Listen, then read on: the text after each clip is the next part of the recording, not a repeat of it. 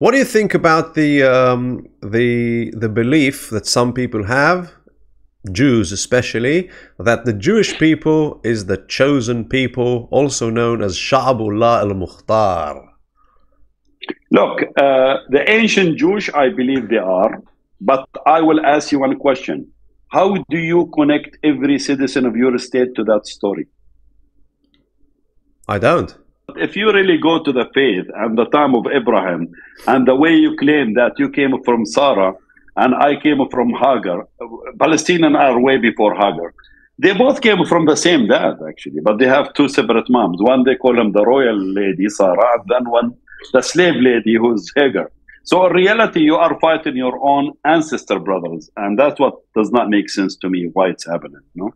Israel is only talking about separating and two states and building higher walls and more war and more army, and it doesn't seem to be leading anywhere. Because okay, now you know what happened with the Hamas.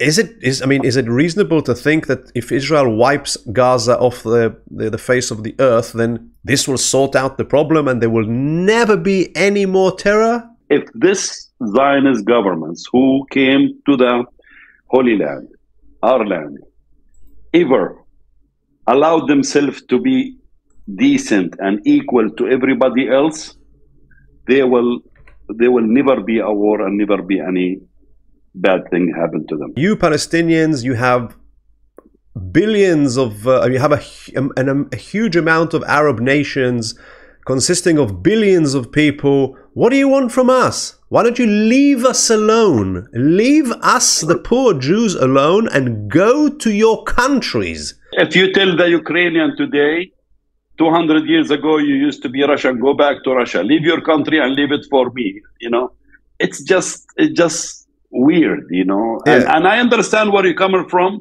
but I am, you know, some of us came from Arabic background, some of us no. We are the Levantine, we are the Aramic.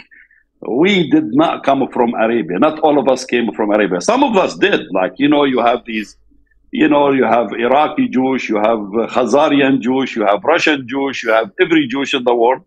I could tell you, go back to Khazaria 900 years ago, you belong to Khazaria. And, you know, so it's like a lot of people telling me, oh, we debunked Khazaria.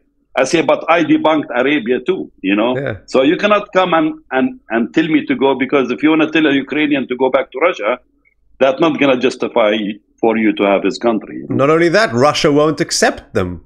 If the Ukrainians said, yeah, we want to go back to Russia, it's not like Russia will say, yeah, come on in. Of course not. 100%. When you're telling me I'm an Arab, that I could go back to the Arab country, how do you know that I'm an Arab? Because you speak Arabic? If you speak English, that means you are English?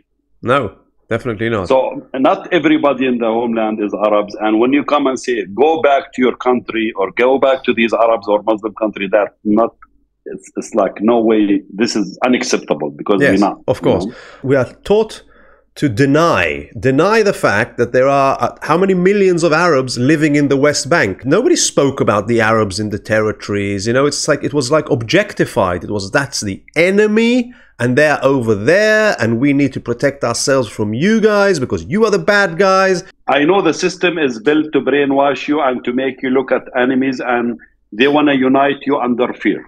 Every time I meet an Israeli Jewish, I start putting my shoes, my foot in your shoes, and I'm really start realizing you guys does not know nothing. It's like there is some kind of like shadow, like there is some kind of brainwash, there is some kind of blockage. When you sit with the Israeli one-to-one or with the Jewish one-to-one, and you just move that kind of the history between us and all the suffering that we went through, you just find them amazing. They just want to know how we can communicate together. I asked him this question, and you know what he said? Do not fail in the trap of my government to make me look evil and hate me. Do not hate me.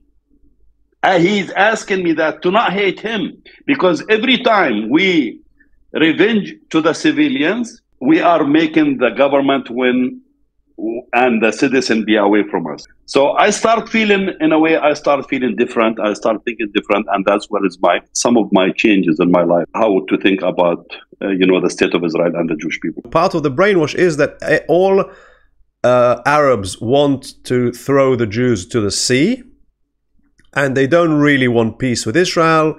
And it's written in the Quran, apparently. Let me tell you something. There is the Torah and there is the Talmud. The Torah is God's word. The Talmud is who you wrote in Babylon. It's written by a human being. In the Islamic culture or the Islamic faith, I don't practice the religion, and I never been a religious person. There is two sources of information. One is the Quran and one is the Hadith or the Sunni.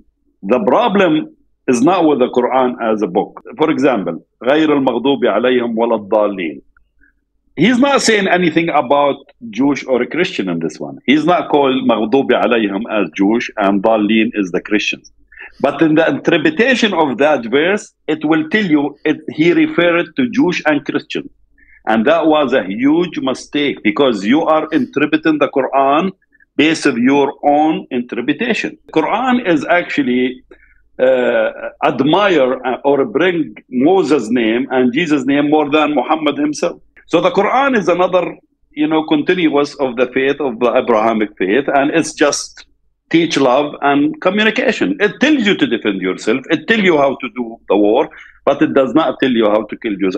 That's my knowledge. Behind every rock there is a Jew, and you have to kill the Jew behind the rock, something like that. This is coming from, Wahhabism, Islamic Brotherhood, Salafism. The people, like, for example, ISIS translate the Quran based on ISIS mentality, but that does not mean the Quran is the. We never been taught in the book of the Islam to hate any Jewish. We are the closest people ever. So whatever that interpretation is coming from, stories and hadith and interpretation that have nothing to do with the teaching of Quran. If any nation will ever destroy Israel, it's meant to be Iran, as far as I was told. Iran is another puppet. There is no difference between Iran and anybody else. The same bosses for Netanyahu is for the Iranian. Iranian is meant and happened to be there to make all wars and create wars for nothing. We don't believe it. It's not going to do anything for Palestine. What did you want from the Israelis? Why did you start the Intifada? We want our freedom. We was not allowed to go anywhere. You never travel the country. You don't have a freedom. You don't have rights. You don't have anything. You are like the whole people. You have refugees living in refugees camps. They don't have any future. They living under, bad condition, waiting for the United Nations to give him food. So, and imagine you are seeing a next door settlers called Ofra. They are like living top life, beautiful houses, beautiful gardens, beautiful securities, beautiful jobs. And you go and you work there like a slave, like our people goes to work in Ofra and treated like slaves. Let's say Israel would have said, okay, here's your freedom. If Israel chose to treat Palestinians equally in that time and to allow them to give them their rights and give them their constitutional right and equally to every other Jewish, there will never be Intifada. It will be peaceful. Everybody will be, I want more details. We don't have any right like you at all. Like, for example, if I want to travel, if I need to get imagine if I want to get my ID, I go to military office. I am not allowed to write my name the way I want to write my name. An Israeli employee or soldier writes my name. So you're not free. Checkpoints, shooting people, blocking people. You don't have insurance. You don't have Medicare. You don't have any right. You don't have any future. People live in poverty. Economically, why is the economical situation so bad in the West Bank and Gaza? Because what's being prevented? Because you are controlled under military control. The person I go see in Idara Madaniya and the Center Command, Civilian Center Command, it's military. I never see a civilian in my life other than the settler. So you are not treated as you are the citizen. And they call you Sukkan Yehuda wa Samira, the resident of Judea and Samaria. We are the residents. They don't call us Palestinian. They don't call us the native. And imagine in my town, until today, You live, but you don't own. Imagine my grandfather's house it's been sitting there for 600 years. And this is no joke, brother. When you go get approval to build your house, they tell you, you are a resident, but you're not an owner of that house. Why? How can a foreign government who was established in 1948 comes to me and to give me like a license to build a house in my town, but tells me I don't own that house? We cannot travel out of the country to Jordan. Jordan does not allow us to come there. If we're going to travel, we travel via Tel Aviv airport. And guess what? Imagine the way they treat me.